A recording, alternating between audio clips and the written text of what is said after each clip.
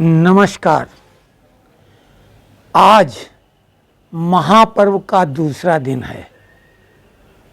हम जिस महापर्व की बात कर रहे हैं वो G20 समिट है, लेकिन देश के नेतृत्व ने इसको एक सनातनी परंपरा का महापर्व बनाकर उन भौंकने वाले कुकरों को, जो सत्य सनातनी गजराज पर भौंक रहे थे, चाहे वो उदयनिधि मारन हो या कर्नाटका के गृह मंत्री जी परमेश्वर या कांग्रेस अध्यक्ष खरगे के सुपुत्र प्रियांक खरगे, बिहार के जगदानंद सिंह, स्वामी प्रसाद मौर्य और जो भी INDIA टुकड़े टुकड़े गैंग या घमंडिया गैंग के सदस्य हैं, जिन्होंने मुंबई बैठक के बाद सनातन के विरुद्ध अपने सारे हथियार चला दिए। एक तरफ जहां चंद्रयान मिशन की सफलता, जो कि स्वप्निल थी, दुनिया में कोई भी ऐसा कर नहीं पाया था और वैज्ञानिकों के लिए बेहद चुनौतीपूर्ण मिशन था, लेकिन भारत ने बहुत ही सहजता से कर दिखाया। और इसरो के चीफ सोमनाथ ने जब ये कहा कि इस सफलता के पीछे हमारी सनातन विरासत है, जो हमने सनातन ग्रंथ पढ़े उसी की ये देन है, और मिशन के पहले और बाद में मंदिर में जाके उन्होंने भगवान की पूजा और आराधना की। यही नहीं, जो उदयनिधि साउथ इंडस्ट्री का एक छोटा मोटा व्यक्ति है, जिसको कई लोग जानते तक नहीं हैं, वहाँ के सुपरस्टार जिनको लोग भगवान की तरह पूजते हैं, रजनीकांत, जब वो आते हैं लखनऊ तो उम्र में काफ़ी छोटे योगी के चरणों में नतमस्तक हो जाते हैं। उन्होंने भी अपनी सफलता के पीछे भगवान शिव और माता पार्वती का आशीर्वाद बताया। लेकिन ये तो चलिए, हो सकता है कि कुछ मौका तलाशने की बात हो, जैसा लोगों ने आरोप लगा दिया। हालांकि उनकी फिल्म जेलर पहले ही हिट हो चुकी थी। लोगों ने बोला वो फिल्म जेलर के प्रमोशन के लिए ये सब कर रहे थे। रजनीकांत ने ऐसा और कहीं तो नहीं किया। उन्होंने योगी जी को जो साष्टांग दंडवत किया, वो एक मठ के जो मठाधीश के नाते किया।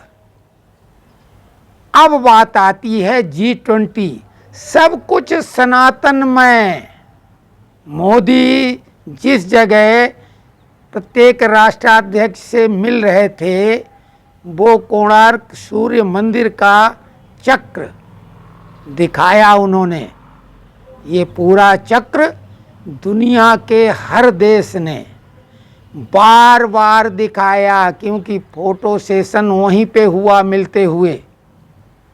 देखा कि कैसे दुनिया के सबसे ताकतवर देश इस सनातनी परंपरा वैभव को देखकर उसके आगे नतमस्तक हो गए।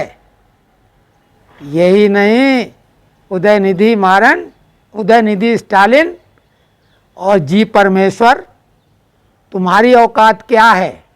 गली के एक कुकरों जैसी। देखो, यूके जिसने इस देश पे राज्य किया था लंबे समय तक, और ये जो कांग्रेस उनकी चाटुकारिता करती रही, और उन्हीं की चाटुकारिता के लिए कांग्रेस की स्थापना भी की गई। और आज भी उनके पहले प्रधानमंत्री जाके हार्वर्ड में उन्हीं के गुणगान करते हैं, राहुल भी वहीं गुहार लगाते हैं। लेकिन वहाँ का PM जो सनातनी है और गर्व से कहता है कि हमें हिंदू होने पे गर्व है, ये RSS का नारा नहीं है, ऋषि सुनक का कहना है कि उनकी सफलता भी हिंदू धर्म के जो रीति रिवाज, परंपरा, पूजा पाठ है उसकी ही वजह से वो कठिन से कठिन समस्या का हल ढूंढ लेते हैं। वो ऋषि सुनक उन्हीं अंग्रेजों पर राज कर रहे हैं और वो शर्मिंदा नहीं होते हैं, गौरवान्वित होते हैं। तुम लोगों की तो औकात नहीं भौंकने के अलावा कुछ अपनी दम पे करवाओ। सब परिवारवाद की वजह से चल रहे हो, लेकिन तुम्हारा बुरिया बिस्तर अब जनता पैक कर देगी। अब जनता सब समझ चुकी है और ये सब खुली आंखों से जनता देख रही, निहार रही है और गौरवान्वित हो रही है। सिर्फ वही गली के कुत्ते जिन्हें कुछ समझ में नहीं आता है तो वो भौंक रहे हैं। तो इन सब के मुंह काले हो गए, इनका भौंकना बंद कर दिया है। और ऋषि सुनक तो चलो हिंदू हैं, लेकिन बाकी अधिकांश जो क्रिश्चियन कम्युनिटी के लोग हैं दिग्गज, या जो मुस्लिम हैं, वो भी इसी सत्य सनातनी परंपरा में रंगे हुए दिखे। सब कुछ सनातनी ढंग से गर्व के साथ, क्योंकि जो थीम थी वसुधैव कुटुंबकम, चाइना ने इसका विरोध किया था, लेकिन चाइना का भी सब बुरिया बिस्तर पैक करा दिया मोदी ने। ये महापंचायत इसे अगर आप कहें वित्तीय मामलों की, और वित्त से ही जुड़े हुए उद्योग हैं, तो चीन को इतना पीछे मोदी ने ढकेल दिया है। चीन ने जो कॉरिडोर बनाया था वो तो बन ही नहीं पाएगा, लेकिन मोदी ने एक कॉरिडोर की घोषणा कर दी। और मोदी जो घोषणा करते हैं, अगर शिलान्यास करते हैं तो उद्घाटन भी वही करते हैं, लोकार्पण भी वही करते हैं। और उनको ऐसे पार्टनर उसमें मिले हुए हैं अरब देशों के, जो कि इसको बहुत आसानी से पूरा कर लेंगे। तो ये जो सनातनी भौंक रहे थे सनातनी होते हुए, वो तो जयचंद साबित हो गए, क्योंकि नाम सनातनी रखा हुआ है और सनातनियों को ही गाली दे रहे थे। जगदानंद सिंह जैसे लोग, तेजस्वी यादव, अखिलेश, केजरीवाल के चट्टे वट्टे। लेकिन इसमें ममता बनर्जी ने बहुत सफाई से किनारा कर लिया था।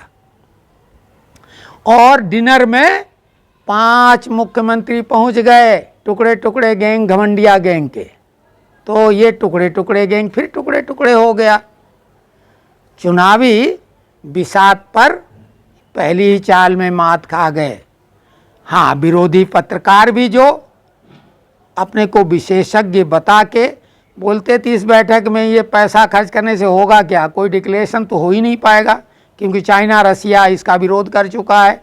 वो डिक्लेरेशन दूसरी बैठक में ही हो गया और यूक्रेन का 5 बार नाम आया। ऐसी कूटनीति आज तक दुनिया में कभी कोई नहीं कर पाया। 2 महाशक्तियां रूस और अमेरिका दोनों संतुष्ट, और वो डिक्लेरेशन हो गया जिसको लोग बोलते थे ये संभव ही नहीं है। तो मोदी है तो मुमकिन है। मोदी वही काम करते हैं जिसको लोग सोचने में भी डरते हैं, मोदी वो कर दिखाते हैं। तो आप गर्व से बोलिए सत्य सनातन की जय, भारत माता की जय। और सत्य सनातनी विरोधियों का मुंह काला। सुप्रीम कोर्ट में भी हमारे एक वकील, जो कि हम शुरू से कह रहे हैं कि इसको कानूनी रूप से भी लड़ाई लड़ी जानी चाहिए, और सुप्रीम कोर्ट का भी नकाब उतर गया कि ये सत्य सनातन के विरोध में जब कोई पहुंचता तो उसको कैसे आवलाइज करते हैं, और जब वही कोई काम दूसरा करता तो उसको ये किनारा कर लेते हैं। तो वहाँ पे जिंदल साहब ने एक रिट लगा दी है। अब सुप्रीम कोर्ट को भी समझ में आएगा कि करें तो क्या करें। तो बिल्कुल आनंद उत्सव का आज मज़ा लीजिए। आज का दिन भारत का है और ये सदी भारत की है। भारत तीसरी महाशक्ति बनने से अब कोई नहीं रोक सकता, ये मोदी ने बोला था और वो साकार होता दिख रहा है। साथ ही भारत विश्व गुरु की भूमिका निर्वाह ही नहीं कर रहा, बन गया। और G20 का भारत अध्यक्ष है। ये 1 दिसंबर से जो है वो ब्राज़ील बन जाएगा, लेकिन ट्राइकॉन में वो भारत रहेगा। ब्राज़ील भारत की ही राय से आगे काम करेगा। साथ में साउथ अफ्रीका, जहाँ 20वीं बैठक होगी, वो भी इसमें शामिल होगा। तो ट्राइकॉन का भी अगुवा भारत ही रहेगा। भारत के शेरपा अमिताभ कांत भी उसमें ब्राज़ील की और दक्षिण अफ्रीका की मदद करेंगे। और पूरे विश्व पे जो आर्थिक संकट और तमाम जो विभिन्न प्रकार के खतरे मंडरा रहे हैं, उनका निदान कर पाएंगे। पुनः सत्य सनातन की जय, भारत माता की जय। और आप सभी लोग जिन्होंने ये वीडियो अंत तक देख लिया, उनकी भी जय। और जो सब्सक्राइब कर लेंगे, उनको कोटि कोटि साधुवाद।